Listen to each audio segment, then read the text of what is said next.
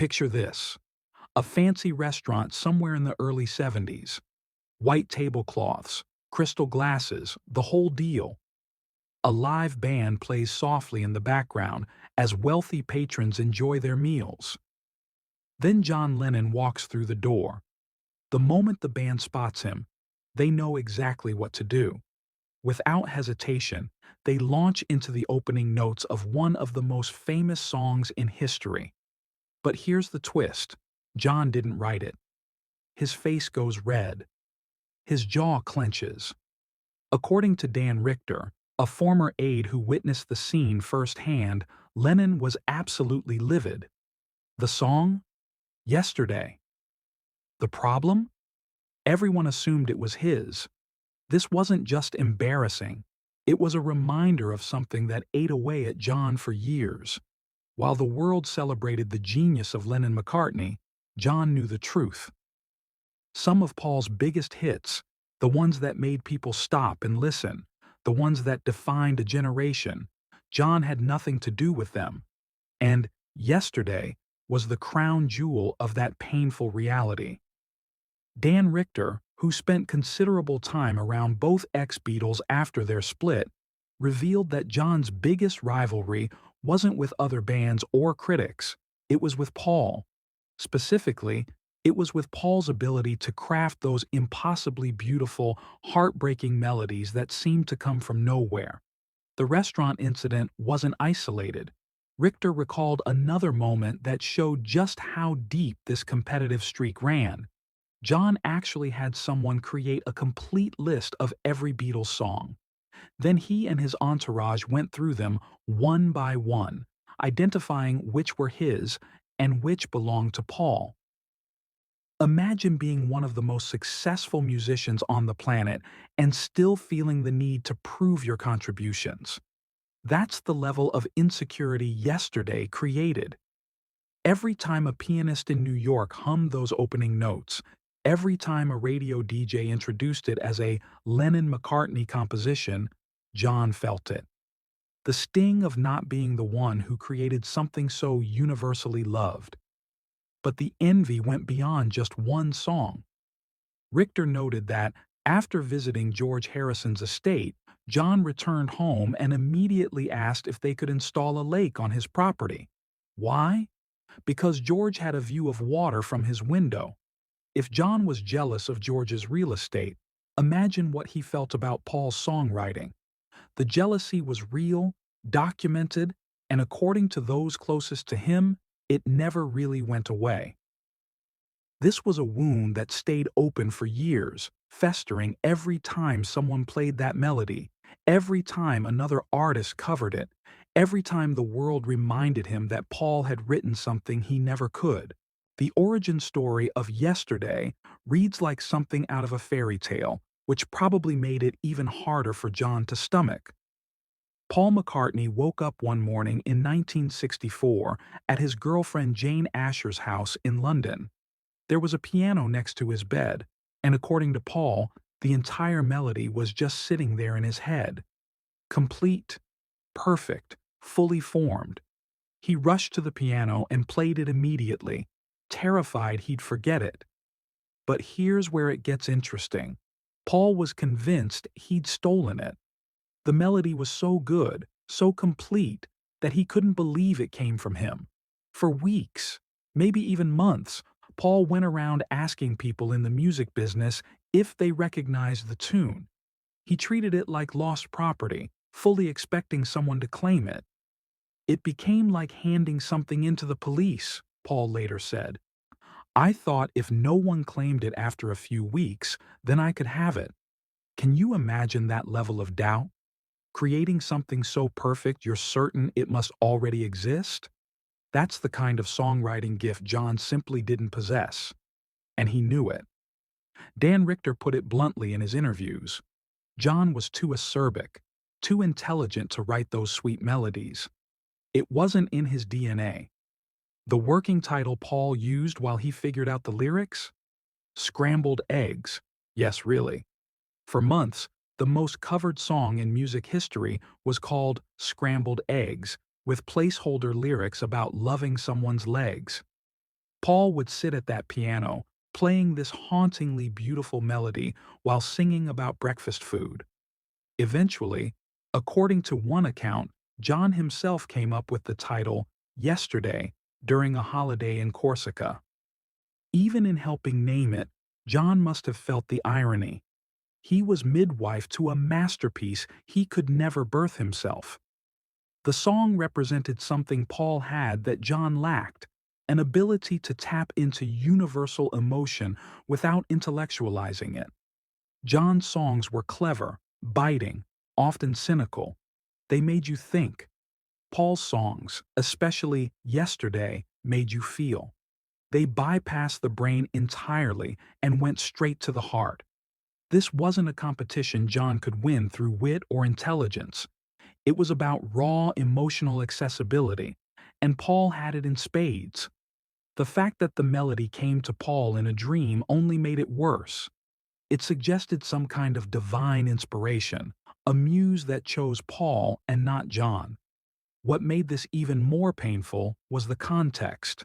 By 1964, Lennon and McCartney was already legendary. They were conquering the world together.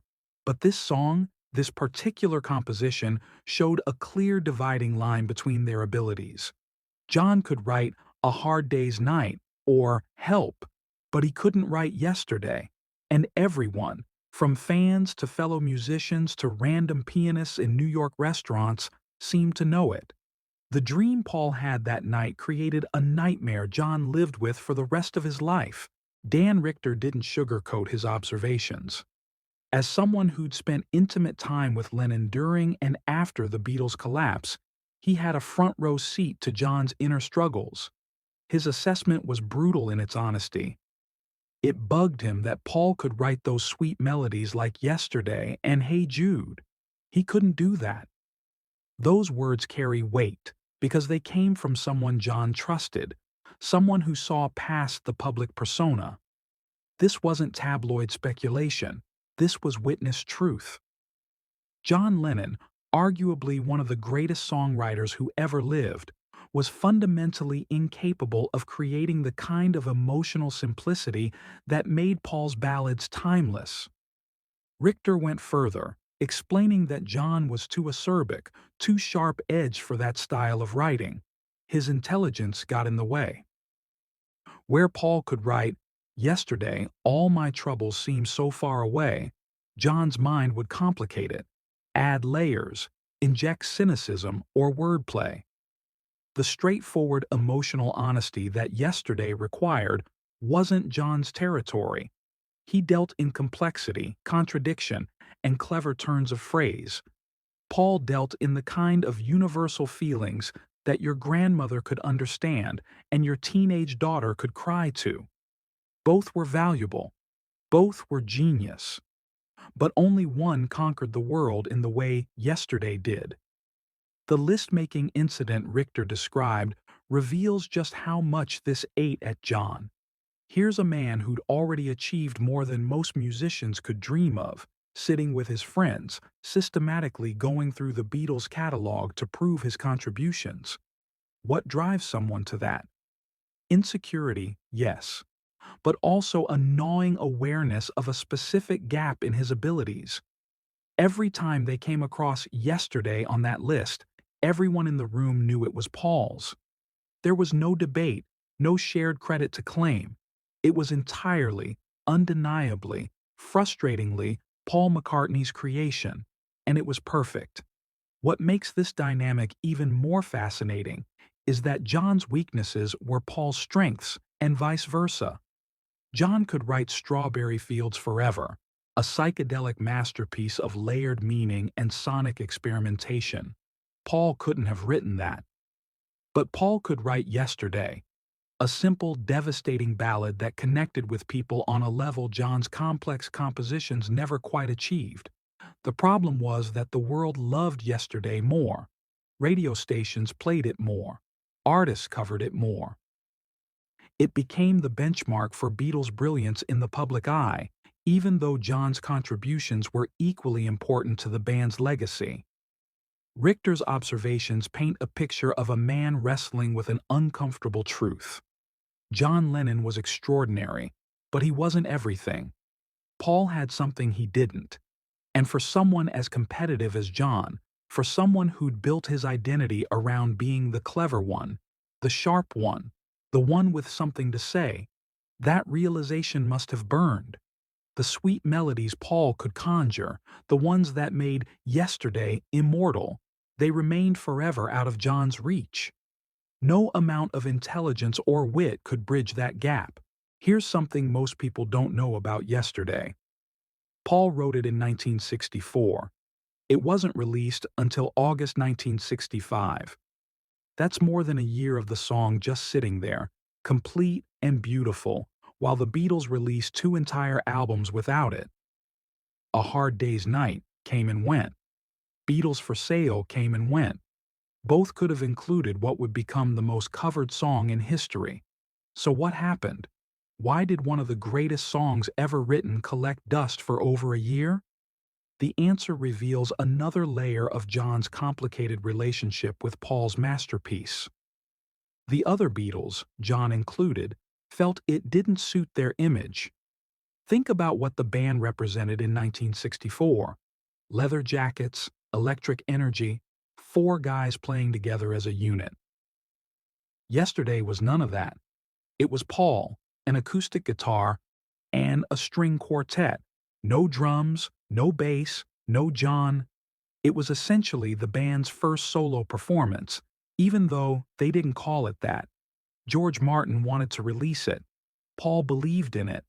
But the consensus was that this wasn't what Beatles music should sound like. Some accounts suggest John resisted its inclusion specifically because it showcased Paul's abilities so nakedly. There's also the theory that really cuts deep. According to those close to the band, John was developing a fear that Paul might leave and become a solo star. Yesterday represented everything that fear was built on. Paul didn't need the band for this one. He didn't need John's harmonies or George's guitar or Ringo's drums. He had a complete, perfect song that was entirely his own. When it was finally recorded on June 14, 1965, the session proved those fears justified.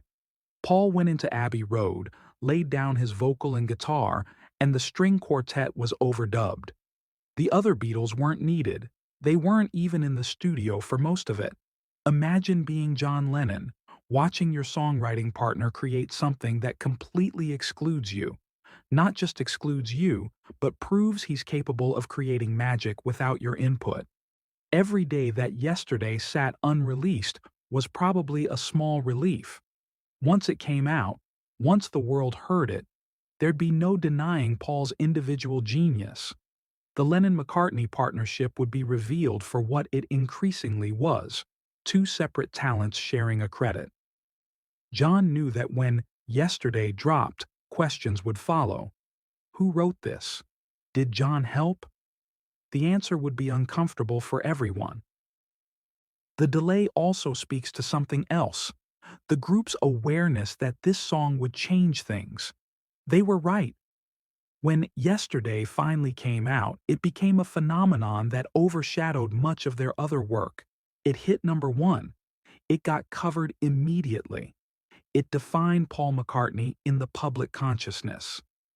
And sitting somewhere in that mix was John Lennon, watching his partner achieve something he'd never managed: a perfect, simple, universally loved ballad that required nobody's help to be great.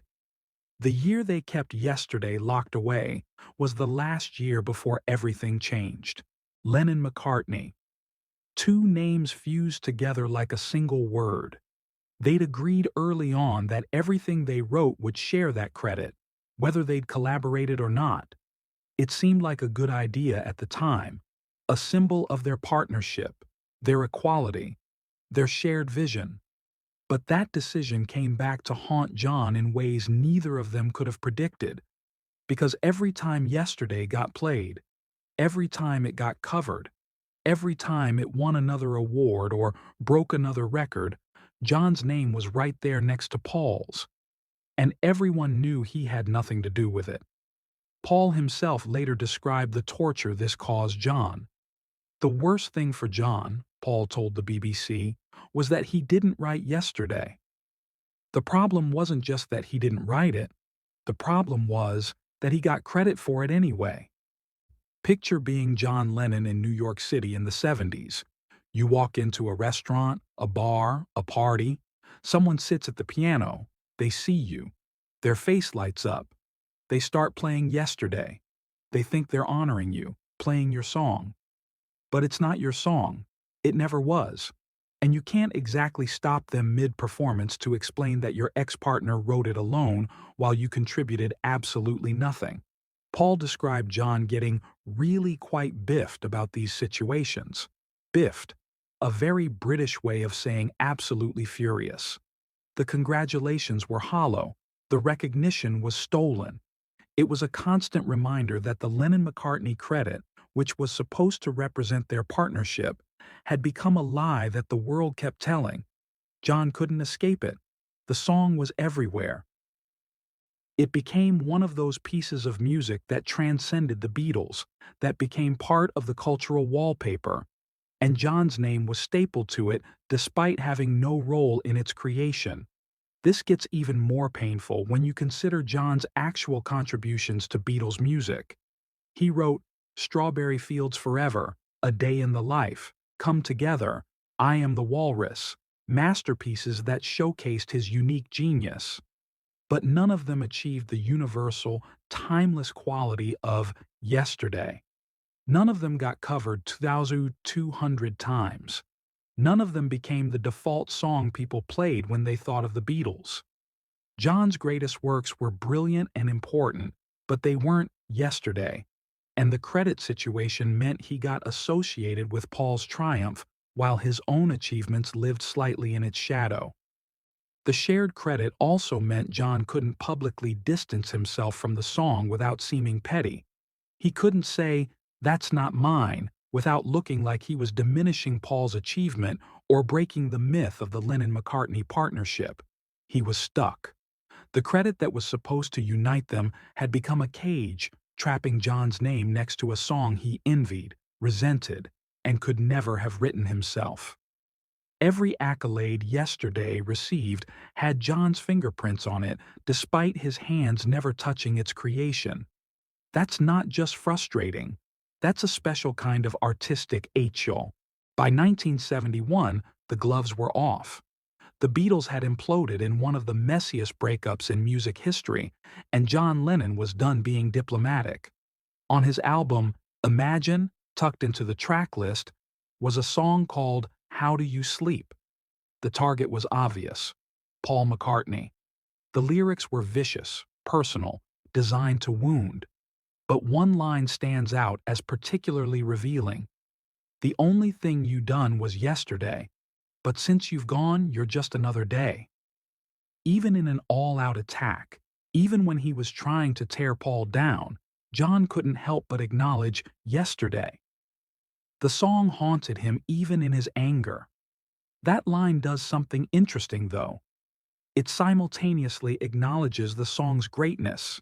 It's the only thing you done, while trying to minimize everything Paul achieved afterward. It's a backhanded compliment wrapped in an insult. John saying that Paul peaked with yesterday, that nothing he'd done since mattered. But here's what makes it fascinating. John picked that song specifically because he knew it was untouchable.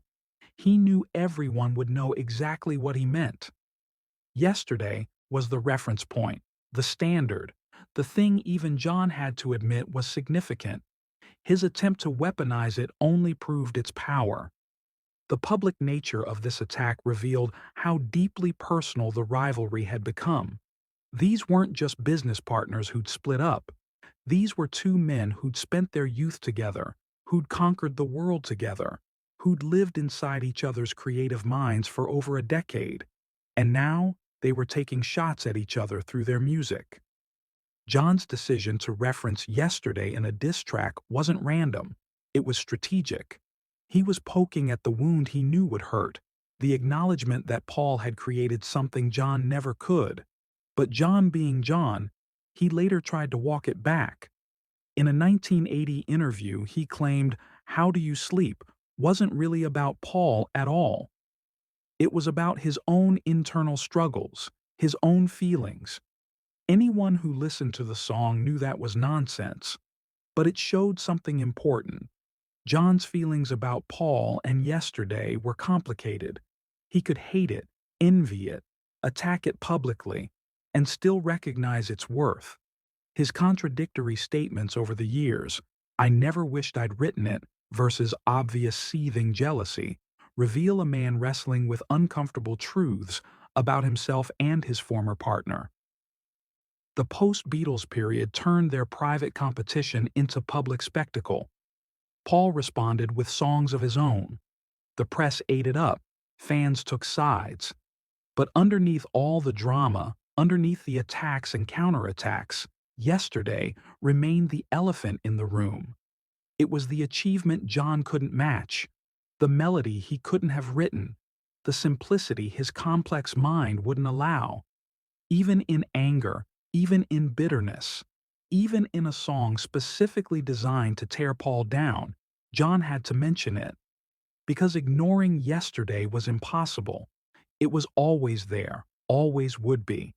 Always a reminder of the talent Paul possessed that John didn't. Here's where things get really interesting. Despite all the jealousy, despite the restaurant incidents and the diss tracks and the visible frustration, John Lennon was still honest about Yesterday when he allowed himself to be. In his famous 1980 Playboy interview, conducted just months before his death, John offered a fascinating analysis of the song. He acknowledged that Paul's lyrics don't resolve into any sense, that you don't really know what happened in the story. She left, he wishes it were yesterday, but there's no resolution. Yet John admitted, they're good lines. They certainly work. That's a remarkably fair assessment from someone who clearly struggled with the song's success. John could have torn it apart. He had the musical knowledge and the sharp tongue to pick it to pieces. Instead, he recognized what made it effective even if he couldn't fully explain it. The lyrics worked precisely because they didn't over-explain. They captured a feeling rather than telling a complete story. That kind of writing, simple, emotional, universally relatable, was Paul's gift. John understood this even if it frustrated him. His analysis showed a mature recognition of different songwriting approaches, different strengths. But then, there are John's other statements, the contradictory ones that reveal his true feelings. "I never wished I'd written it," he claimed at one point, adding that he didn't believe in Yesterday and that life begins at 40. It sounds dismissive, like he's above the sentiment of the song. But Dan Richter's stories tell a different tale. The restaurant incident, the song lists, the visible irritation whenever it came up. These suggest John absolutely wished he'd written it, or at least wished he could write something with that kind of universal appeal. The truth is probably somewhere in the middle. John's artistic identity was built on being different from Paul. Where Paul wrote pretty melodies, John wrote clever ones. Where Paul went for the heart, John went for the head. Admitting he wished he'd written Yesterday would mean admitting his entire approach might be inferior. So he couldn't say it out loud, not honestly, even though his actions spoke volumes. The competitive energy between them drove both to greater heights, but it also created this weird dynamic where neither could fully acknowledge the other's strengths without somehow diminishing themselves. What's remarkable is that John and Paul both recognized this dynamic later in life. Paul talked about how John rarely gave compliments, how that one really good song lad comment about here, there, and everywhere stuck with him for decades because it was so rare. John, in those final interviews before he was shot, acknowledged that he and Paul were like brothers, that despite everything, they'd do anything for each other. The rivalry never really died, but it evolved into something more nuanced. They could compete and still respect each other. They could envy and still love. Yesterday sat at the center of all this complexity. It was the song John couldn't write, wouldn't want to write, and yet clearly wished belonged to him in some way. His honest moments revealed a brilliant songwriter recognizing another brilliant songwriter's achievement, even when that recognition burned. Let's talk numbers, because they tell their own story. Over 2,200 recorded cover versions of Yesterday. Think about that for a second. Everyone from Frank Sinatra to modern pop stars has taken a shot at it. It's been translated into dozens of languages. It's been played at weddings and funerals. It became bigger than the Beatles, bigger than Paul, bigger than anything John wrote. In 1999, BBC Radio 2 declared it the best song of the 20th century. MTV and Rolling Stone called it the #1 pop song of all time. These aren't just accolades, they're a kind of immortality that John's songs, brilliant as they were, never quite achieved. And John had to watch all of this happen while his name appeared in the credits. Every award show, every milestone, every time some publication ranked the greatest songs ever written, there was Yesterday at or near the top, Lennon McCartney. But everybody knew the truth.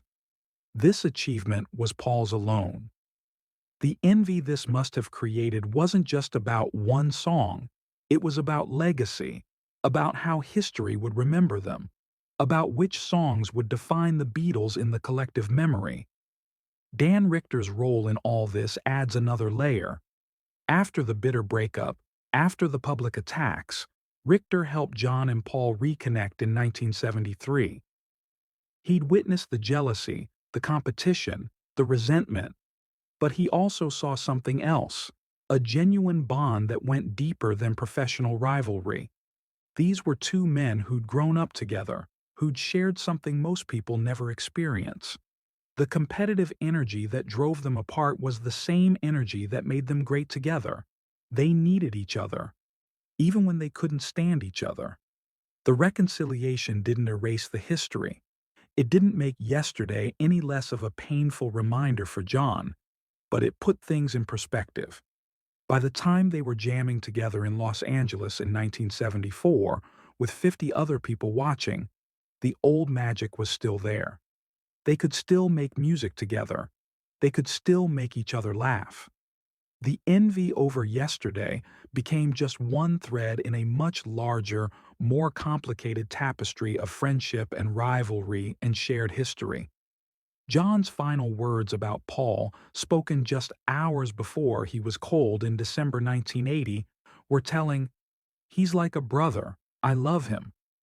We certainly have our ups and downs and our quarrels, but at the end of the day, I would do anything for him." No mention of Yesterday in that statement, no competitive edge, just acknowledgement of a bond that survived everything. The song John envied had become just another piece of their shared story, important but not definitive. Today, Yesterday remains the most covered song in music history. It's generated over £19 million in royalties. It's one of those rare pieces of art that transcends its creator, that becomes part of human culture itself. John Lennon never wrote anything quite like it. He couldn't have. But maybe that's okay, because what John did write, his experimental masterpieces, his raw emotional confessions, his clever wordplay, those contributions are just as immortal in their own way. The rivalry, the envy, the competition, all of it pushed both men to create more, to reach higher, to leave behind a catalog of music that changed the world. And in the end, maybe that was the real victory. Not who wrote Yesterday, but that both of them wrote enough to ensure we'd never forget either of them.